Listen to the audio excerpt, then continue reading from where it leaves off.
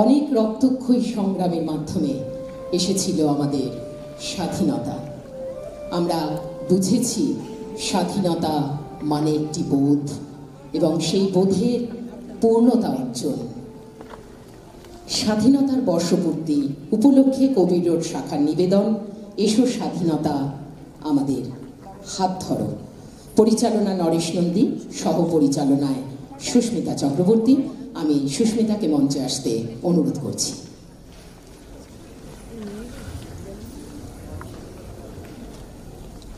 আর কয়েকদিন পরেই পূর্ণ হবে ভারতের স্বাধীনতার ৭৫ বছর।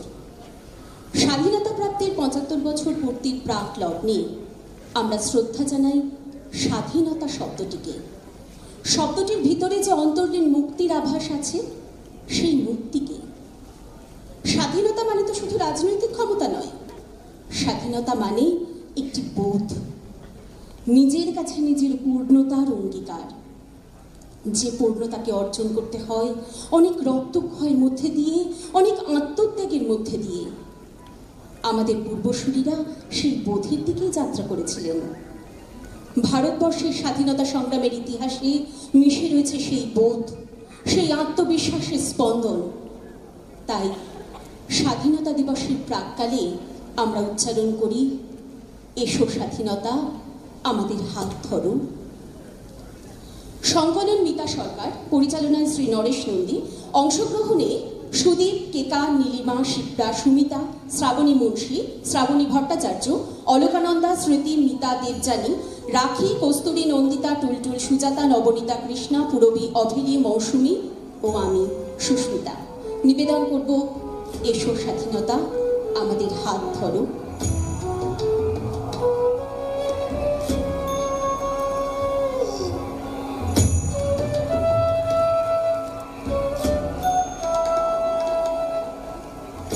এবারের সংগ্রাম আমাদের মুক্তির সংগ্রাম, এবারের সংগ্রাম স্বাধীনতার সংগ্রাম। সেই থেকে স্বাধীনতা শব্দটি আমাদের। 1947-এর 15ই আগস্ট বহু বীর সন্তান, অনেক রক্তক্ষয়ের মধ্যে দিয়ে আমরা আমাদের স্বাধীনতা, আমাদের জন্মভূমিকে ফিরে পেয়েছি বিদেশি শাসকদের হাত থেকে। আত্মপরিচয়ের গৌরবে উজ্জ্বল, ত্যাগী বেদনায় মহিয়ান একটি দিন, দেশপ্রেমের অনুভূতিতে গড়িয়ান, আত্মোপলব্ধির দিন, নিজেদের ফিরে দেখার দিন, স্বদেশকে ভালোবাসার দিন। সার্থক জনম আমার, জন্মেছি এই দেশে, সার্থক জনম মাগো তোমায় ভালোবেসে। জানি নে তোর ধন রতন আছে কিনা রানীর মতন, শুধু জানি আমার অঙ্গ জুড়ায় তোমার ছায়ায় এসে।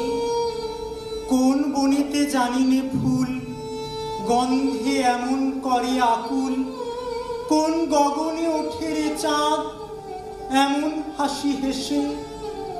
আঁখি মেলে তোমার আলো প্রথম আমার চোখ জুড়ালো, ওই আলোতেই নয়ন রেখে মুদব নয়ন শেষে। দ্বিতীয় বিশ্বযুদ্ধ পৃথিবীর ইতিহাসে এক কলঙ্কময় অধ্যায়।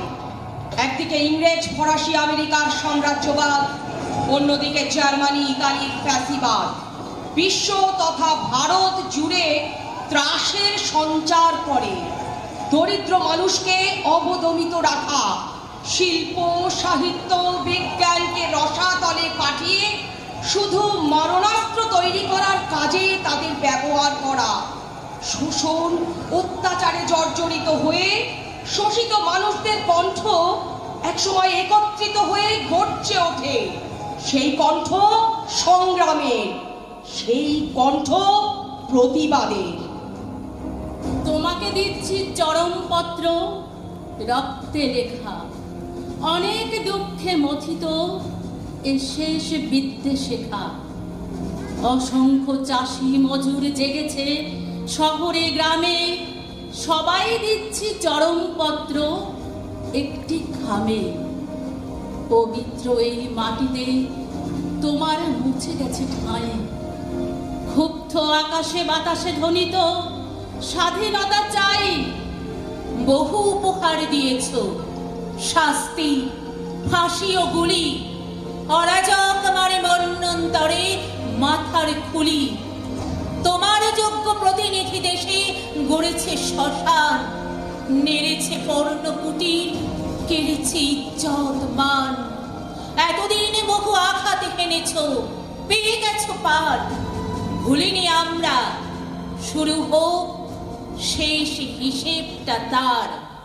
ভারতবর্ষের বুকে 200 বছর ধরে জগদ্দল পাথরের মতো চেপে বসেছিল ব্রিটিশ সাম্রাজ্যবাদের শাসন ও শোষণ।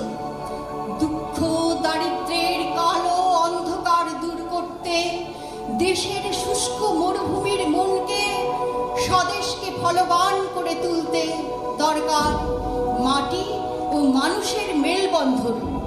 তাই উদ্বিগ্ন চিত্তে ও মুক্ত কণ্ঠে কবি আহ্বান জানিয়েছেন মানুষকে, একবার মাটির দিকে তাকাও, একবার মানুষের দিকে। এখনো রাত শেষ হয়নি, অন্ধকার এখনো তোমার বুকের ওপর কঠিন পাথরের মতো। তুমি নিঃশ্বাস নিতে পারছো না। মাথার ওপর একটা ভয়ঙ্কর কালো আকাশ এখনো বাঘের মতো হাওয়া গুছিয়ে বসে আছে। তুমি যেভাবে পারো পাথরটাকে সরিয়ে দাও, আর আকাশের ভয়ঙ্করকে শান্ত গলায় এই কথাটা জানিয়ে দাও, তুমি ভয় পাওনি। দেশ আমাদের সকলের মাতৃতুল্য। এই দেশের জল, বাতাস, মাটি আমাদের জীবনকে পরিপূর্ণ করেছে। দুঃখ, সুখ, আশা আকাঙ্ক্ষার সাথে জড়িয়ে আছে আমাদের দেশ। এই দেশমাতৃকার জন্য আমাদের ভালোবাসা, আমাদের গর্ব, আমাদের কর্তব্য। চোখ ভরা জল আর বুক ভরা অভিমান নিয়ে কোলের ছেলের মতো তোমার কোলেই ঘুরে ফিরে আসি বারবার। হে ভারত জননী আমার, তোমার উৎসুক ডালে কখন ফুটেছি কচি পাতার আড়ালে।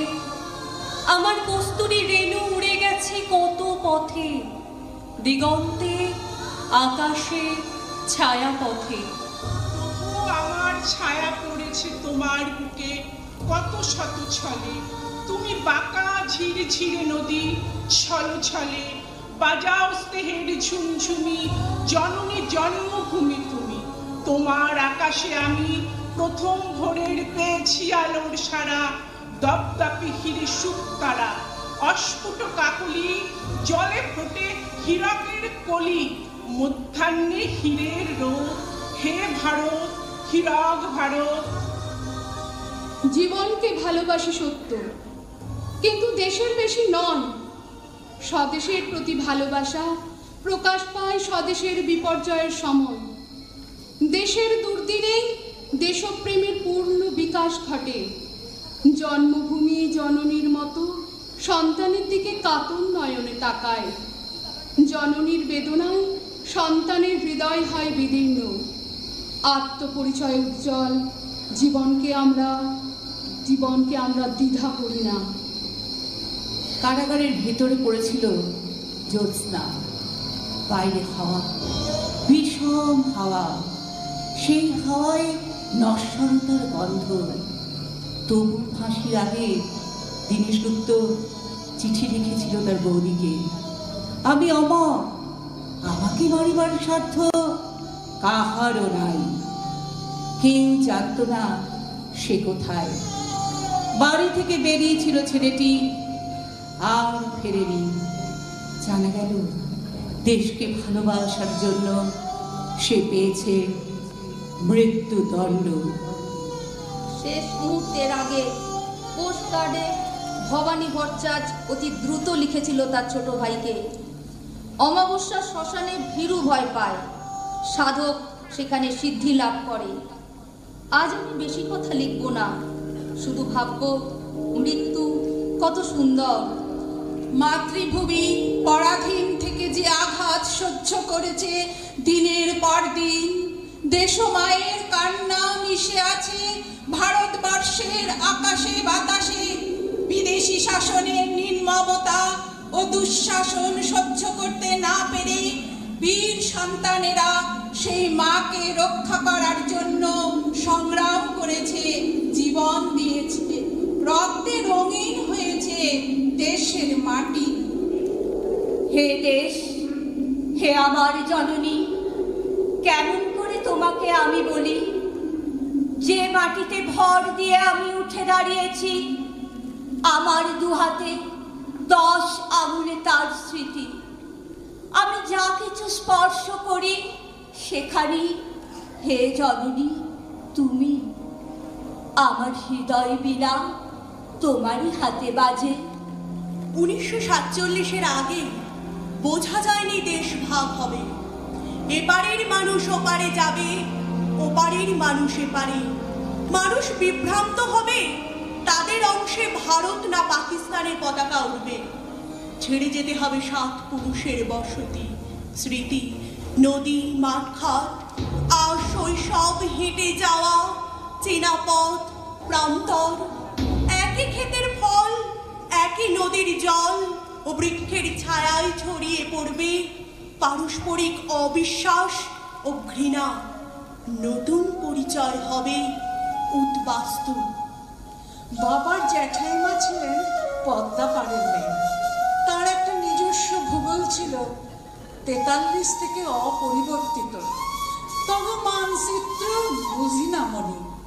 রংপুর কুষ্টিয়ারে তোরা কোষ বিদেশ, আমাগো বাপের বাড়ি বিদেশে কম নেই। স্বদেশবাবু ভূগোল শিক্ষক, তিনি শিখিয়েছিলেন সূক্ষ্ম ধারালো লেড পেন্সিল দিয়ে একটা নিখুঁত ভারতবর্ষ আঁকতে। একটা রেখা ছিঁড়ে গেল লালন আব্বাস উদ্দিনের বুক, অন্য রেখাটা টানলাম গোলাম আলী নসরত ফতে আলীর হৃৎপিণ্ডের পাশ দিয়ে। আমরা এখন স্বদেশ আঁকি তার কাঁটাতে, আঁকতে আঁকতে হাতে আমার রক্ত ক্ষত। স্বদেশ মানে কাঁটার বেড়া, লেড পেন্সিল, স্বদেশ মানে রক্ত ঝরা অবিরত। স্বাধীনতার মূল চেতনা হলো মুক্তি, আর মানুষের মুক্তির জন্য কাজ করা মানে পৃথিবীকে আরো একটু সুন্দর করে রেখে যাওয়ার বাসনা। স্বাধীনতা উত্তরণের গান, স্বাধীনতা মানবিকতা স্নান, স্বাধীনতা সম্প্রীতির মালা, মানব মনে বোধের আলো জ্বালা। ভেঙে পড়া মানে তো সর্বনাশী নদী ভাঙনে, তবু বুক ঠুকে শেষ নিঃশ্বাস পর্যন্ত লড়াইয়ের নাম স্বাধীনতা, যা আকাশ ছাড়িয়ে মহাকাশ সব যন্ত্রণার উপরে ওঠে। ও ভালোবাসা, তোমার তেরঙ্গা পতাকা উড়িয়ে দাও। এক কবর বাঁধ উচ্চারণ স্রোতে দাঁড়িয়ে বেঁচে থাকা যুদ্ধকালে কাছে দূরে কেঁপে কেঁপে উঠুক ভারতবর্ষ সূর্যের এক নাম।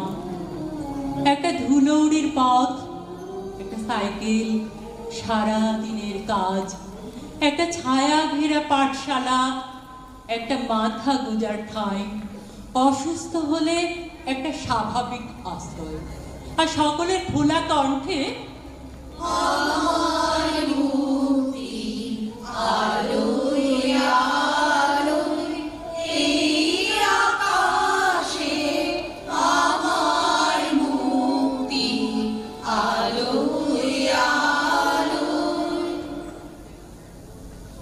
এসো স্বাধীনতা, আমাদের হাত ধরো।